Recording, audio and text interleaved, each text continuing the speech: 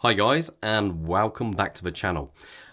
Before I start, if you like the content of my channel, please like and subscribe. It really does help the channel grow. It's a small thing to do for yourself, but it really helps the channel a lot if you could, so thank you. So anyway, today we are featuring a Sinn.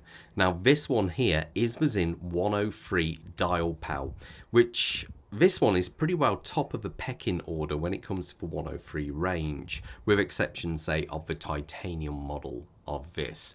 Now, this one here has had all the bells and whistles thrown in it. It's got a lot of Sinn tech on this. And one item with tech, this is the first time I've actually handled one with this item on there. Overall, I think it's a great looking watch. I think it really does, it kind of looks and feels expensive. But before we start the review proper, let me say a massive thank you to the team over at First Class Watches for allowing me to review this watch. They've got a really great shop, superb website, very friendly, very approachable guys. I'll leave a link in the description, and I'll also leave a little title bar across there where you can contact, say, Rowland. All I ask is that if you do contact the shop, please mention you've seen it from the channel. As we're trying to build a relationship, and it really would help for kind of cement that for me. So anyway, let's talk sizes of this. It's a 41mm case size. Now I know people are going to complain because here we go. It's 17mm from top to bottom. Now what you've got to remember is from the metal to metal, it's only about 13 and I think 13.3 or so. The rest of it is made up with that massive dome on the front, and the only watch I know with a dome crystal on the back as well. So anyway, the lug to lug size of this is 47.5mm and the bracelet size is 20mm. Now the dial, I think, on this just looks superb.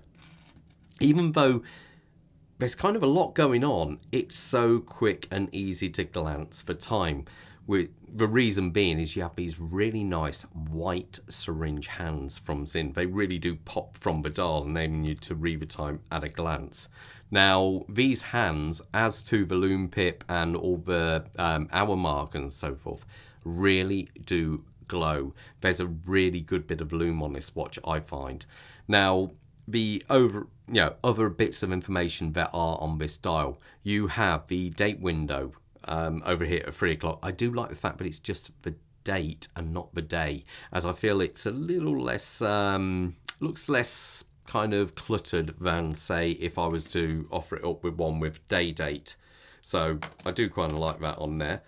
Now, you also have another hand down here.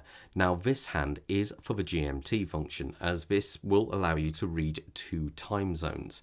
Now the way you do that, at the minute the time is 15 minutes past the hour of 10.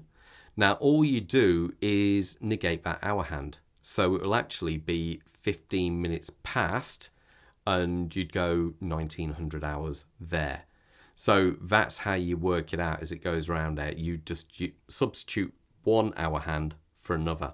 And that's just a simple, easy way of telling a time in another country. So anyway, obviously we have these subtiles going on. If I move this, I should point out, is your seconds for your regular running time, the one over here. This hand here is for the chronograph, because this is obviously a chronograph watch. Now, you unscrew these. These are little safety precautions to stop you accidentally pressing these if you have any moisture on the watch. So if I press this, nice little click there, you can see this starts going round, and this is now your stopwatch. You read the minutes up here. So every time this goes round one full rotation, this will jump over one, and you read the hours down here. Now I'll squeeze them back in. Just keep it so it looks nice and clean. Overall, I think it's quite cool. You do have some other little bits of information on here. You have the Sinn logo going on at a 3 o'clock position there. And you have this all-important DIAPAL on here. Now, what this actually does, it's going to get a little bit geeky now, but the escape wheel of a watch is the part where you get the tick-tock coming from. Now, on all regular Swiss lever, most actually, you put lubrication on there. Now, Sinn say if we don't put lubrication on there and we use different materials. I know they first started using diamond, but I don't quite think that worked out for them. You basically, that oil will degrade over time, and subsequently your timekeeping will go down. But they've come up with a way of a dry lubrication. So yeah, hats off to them. There's not a lot of information about it, so they keep that quite secret. I put a picture of what a regular looking escape wheel looks like on there and what the Sinn one looks like. It's a lot chunkier, which is surprising. Now, the other level of kit you've got on here from Sinn is the Ar-Dehumidifying Technology. Now, this is also featured on the side there.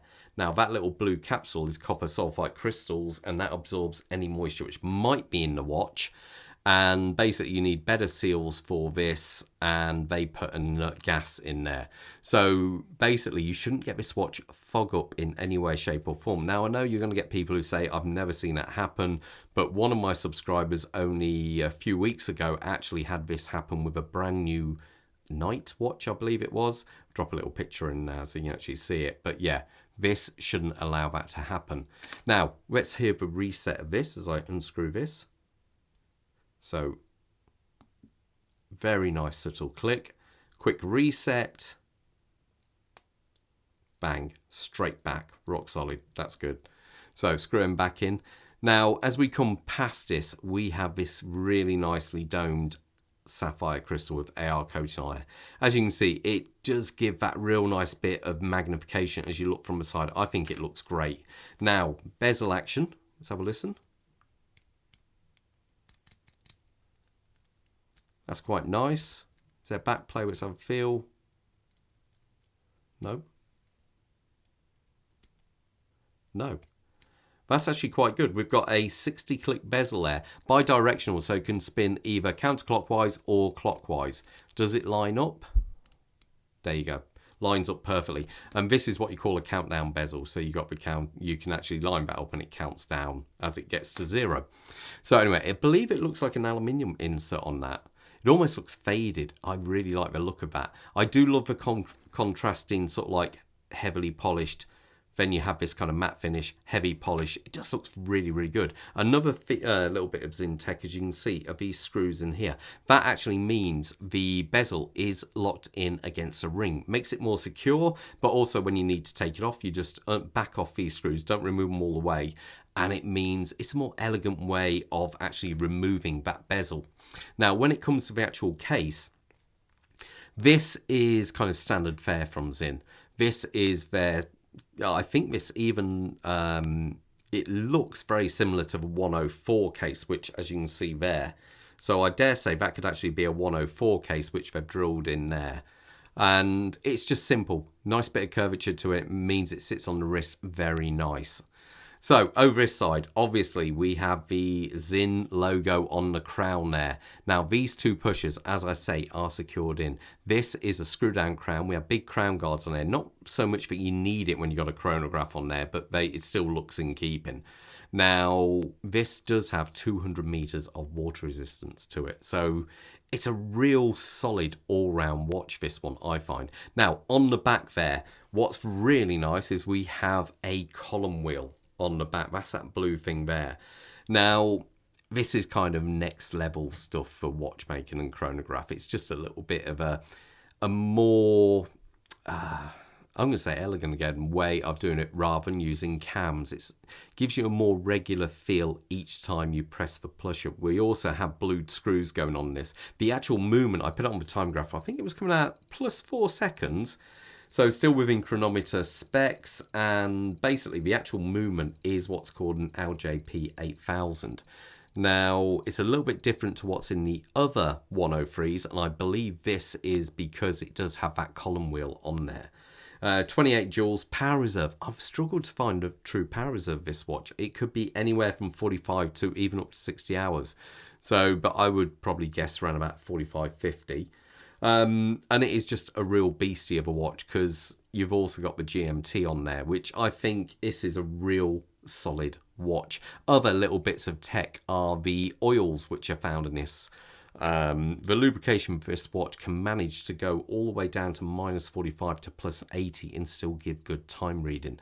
Now you may think they only test one in every so many watches. No, they do it to all of them. So it is really good how they do that kind of thing to them. You also have low pressure resistancy to the crystal. Overall, I say it's a real powerhouse. Let me put it on my wrist so you got an idea how it looks. Quick wrist check. I'm wearing the 104. And Bob, as they say, it's go big or go home, and he went big. Oh yeah. This, I'm going to try and get this one out Tuesday for you. This is the U-boat. Now, I've never reviewed one of them before, and this is actually an exclusive watch for first class watches in that colour variation. So I think that just looks amazing. It's an absolute beast. It's one of those kind of Marmite watches, but you can't help but think it's a beast. So anyway, my wrist size is 7¼ inches. And this is how that looks on my wrist. I think it looks absolutely stunning. It really has that expensive feel to it. You know, it's one of these watches. I know people have complained, oh, it's 17mm, but does it look particularly big on my wrist? Or, yeah, standing up off my wrist. I don't think so. I think because the back really does kind of hunker down into the wrist. And I haven't even got this on properly. This is just lying loose. Overall, I think it's superb. One thing I should have pointed out, obviously you have the H-link bracelet on here with the polished and brushed sides to it. You have the regular fold-over clasp, which I'm still a very big fan of on there. Obviously, I've left a protection tape on there. But overall, I think this watch is absolutely superb. Another thing I should point out, it does come with a 5-year warranty. Anyway, guys, all the best, and most importantly, stay safe out there.